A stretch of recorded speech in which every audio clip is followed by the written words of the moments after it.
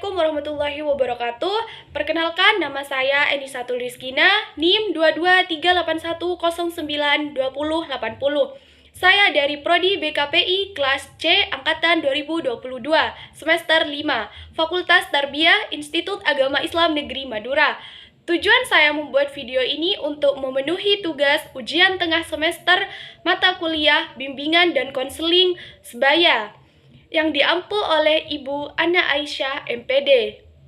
Pertama-tama di sini saya akan membahas apa itu pengertian bimbingan konseling sebaya. Di sini saya memetakan satu persatu apa itu pengertian bimbingan dan konseling dan apa itu pengertian teman sebaya dan kesimpulan dari keseluruhan apa itu pengertian bimbingan dan konseling sebaya. Lanjut saja ya, simak video berikutnya. Bimbingan konseling merupakan proses pemberian bantuan atau interaksi antara konselor dan konseli baik secara langsung maupun tidak langsung dalam rangka untuk membantu konseli agar dapat mengembangkan potensi dirinya ataupun memecahkan permasalahan yang sedang dialaminya. Lalu, apa itu teman sebaya? Teman sebaya merupakan teman yang sejajar atau memiliki tingkat usia dan kematangan yang sama. Nah, kesamaan inilah yang menjadi faktor utama pada individu dalam menentukan daya tarik hubungan interpersonal dengan teman seusianya. Lalu, saya di sini menyimpulkan apa itu konseling sebaya atau peer counseling. Peer counseling adalah program bimbingan yang dilakukan oleh individu terhadap individu yang lainnya, di mana individu yang menjadi pembimbing sebelumnya diberikan latihan atau bimbingan oleh konselor. Individu yang menjadi pembimbing berfungsi sebagai mentor atau tutor yang membantu individu lain dalam memecahkan masalah yang dihadapinya, baik akademik maupun non-akademik. Di sini saya mengutip dari menurut Carr, peer counseling merupakan suatu cara bagi individu untuk belajar bagaimana memperhatikan dan membantu individu lainnya, serta menerapkannya dalam kehidupan sehari-hari. Baik, pembahasan berikutnya saya akan membahas beberapa karakteristik atau syarat pribadi yang dianggap penting dipenuhi oleh siswa yang akan diangkat menjadi konselor sebaya. Beberapa karakteristiknya antara lain yaitu yang pertama, memiliki relasi sosial yang relatif luas, khususnya di kalangan siswa, namun bukan mereka juga yang terisolasi dari pergaulan siswa. Yang kedua, memiliki pribadi yang kuat, tenang, luas, supel, terbuka, rajin, dan ulet. Dan yang ketiga, yaitu memiliki kepekaan dan perhatian yang tinggi terhadap problem orang lain. Dan yang keempat, memiliki prestasi akademik yang relatif tinggi. Namun, bukan juga dari mereka yang prestasi akademiknya sangat rendah ya. Dan yang kelima, yaitu memiliki kapasitas intelektual yang memadai, cerdas, kreatif, dan bermotif prestasi tinggi. Dan yang terakhir, yaitu mampu memegang kode etik profesi.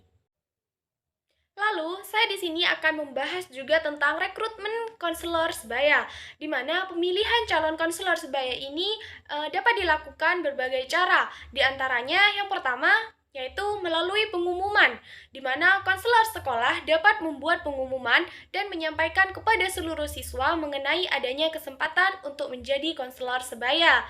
Nah, dengan demikian, seluruh siswa dapat mengetahui adanya rencana pelaksanaan program konseling sebaya yang ada di sekolahnya. Yang kedua, yaitu penunjukan dan rekomendasi. Siswa yang dipandang potensialnya tinggi dan memiliki karakteristik yang memenuhi kriteria calon konselor sebaya juga dapat direkrut berdasarkan penunjukan atau rekomendasi dari wali kelasnya. Dan yang ketiga yaitu pilihan teman-teman dari masing-masing kelasnya. Karena apa? Calon konselor sebaya dapat pula direkrut berdasarkan pilihan dari teman-teman kelasnya. Karena teman-teman kelas tersebut tentu lebih paham dan lebih tahu karakter teman-teman sekelasnya, sehingga mereka tahu siapa di antara mereka yang cocok untuk diberi tugas menjadi konselor sebaya untuk mereka sendiri. Dan yang keempat yaitu penggunaan prosedur asesmen tes atau non-tes. Di sini menemukan calon konselor sebaya yang lebih tepat dimungkinkan pula diketahui dengan cara pengumuman asesmen baik itu tes maupun non-tes. Sebelum menentukan calon yang akan mengikuti pelatihan konseling sebaya, hendaknya dilakukan penyaringan kepada semua calon yang telah mendaftar atau diusulkan guna memastikan terpilihnya calon yang potensial dan sesuai kebutuhan program. Yang pertama yaitu dengan cara menyiapkan bahan untuk diberikan kepada calon sebelum pelaksanaan wawancara seperti latar pendidikan, sikap terhadap masalah, biaya yang mungkin dibutuhkan, dan komitmen yang diperlukan, serta kriteria untuk diterima atau ditolak. Dan yang kedua yaitu mendapatkan informasi dasar mengenai calon seperti nama, alamat, nomor telepon, kelas, jenis kelamin, dan informasi identitas umum lainnya. Dan yang ketiga yaitu area spesifik yang perlu digali dari calon seperti kebiasaan dan kecenderungan diri, motivasi terlibat dalam program, sikap terhadap problem dan teman yang punya problem, pemahaman tentang konseling sebaya, dan keterbatasan atau hambatan yang dimiliki dalam bertugas, serta komitmen dan kesediaan untuk melaksanakan tugas konseling sebaya.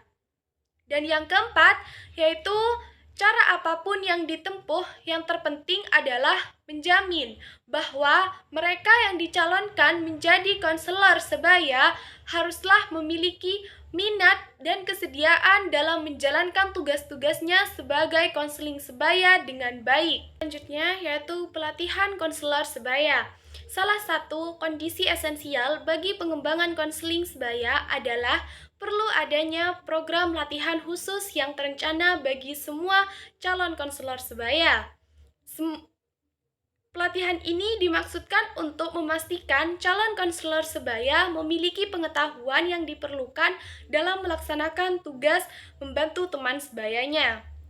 Komponen paling kritis dari sebuah program bantuan sebaya adalah training, di mana training di sini prosedur yang dipilih untuk melatih penolong sebaya dapat menghasilkan perbedaan antara program yang berhasil dan program yang gagal, di mana program pelatihan bagi calon konselor sebaya bertujuan untuk melengkapi calon konselor sebaya dengan kemampuan dan keterampilan yang diperlukan untuk dapat melaksanakan tugas konseling sebaya secara lebih efektif di sekolah.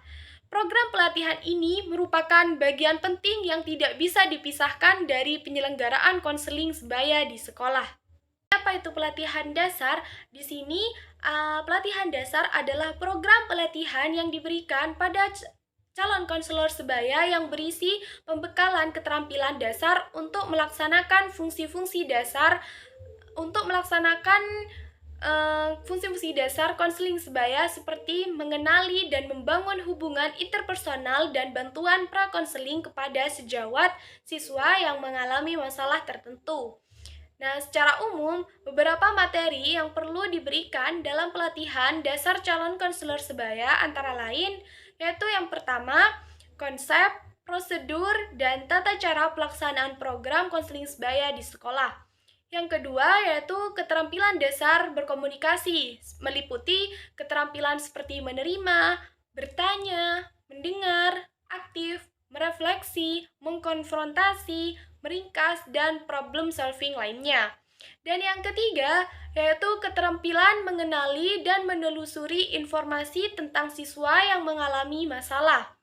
Dan yang keempat yaitu prosedur pengenalan kasus, analisis masalah, serta penilaian dan tindak lanjut layanan konseling sebaya. Dan yang kelima yaitu tata cara mengadministrasikan berbagai catatan hasil layanan konseling sebaya.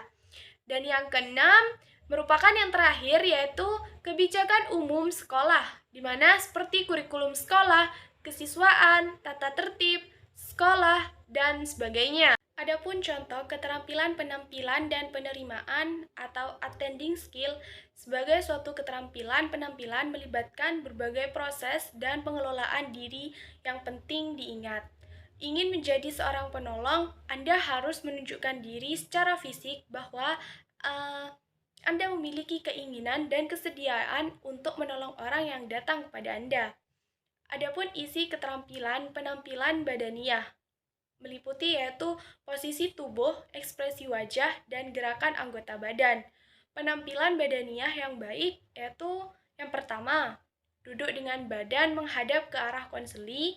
Yang kedua, posisi tangan di atas pangkuan. Dan yang ketiga, gerakan tangan yang sesuai mengikuti komunikasi verbal.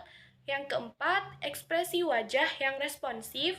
Dan yang kelima, duduk dengan kepala tegak dan dengan badan yang agak condong ke arah konseli. Lalu, kontak mata, yaitu keterampilan menggunakan mata dalam berkomunikasi. Kontak mata yang baik antara lain yaitu yang pertama, pandangan mata yang diarahkan langsung ke konseli. Yang kedua, kontak pandangan dengan gerakan mata yang spontan. Dan yang ketiga, pandangan mata yang berbinar, pupil mata agak terbuka. Lalu, kontak mata yang kurang baik dan harus dihindari oleh konselor, yaitu yang pertama, memandang ke arah lain saat berbicara. Yang kedua, menghindari memandang konseli. Dan yang ketiga, pandangan kosong dan kaku. Dan yang keempat, pandangan terlalu tajam atau melotot. Adapun contoh yang kedua yaitu keterampilan bertanya dan membuka percakapan. Di sini menggunakan pertanyaan terbuka, yaitu pertanyaan yang membutuhkan jawaban yang bersifat mengurai dan menjelaskan. Yang pertama yaitu menggunakan pertanyaan terbuka seperti pertanyaan yang membutuhkan jawaban yang bersifat mengurai dan menjelaskan. Yang kedua yaitu menggunakan kata tanya, apa, bagaimana, atau dapatkah. Dan yang ketiga yaitu bersifat spesifik dan jelas maksudnya. Dan yang terakhir yaitu menanyakan hanya satu topik untuk satu pertanyaan yang diajukan. Sekian, terima kasih. Wassalamualaikum warahmatullahi wabarakatuh.